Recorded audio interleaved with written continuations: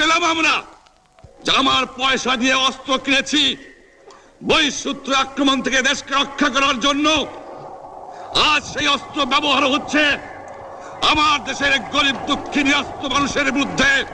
তার বুকের উপরে হচ্ছে গুলি। আমরা পাকিস্তানের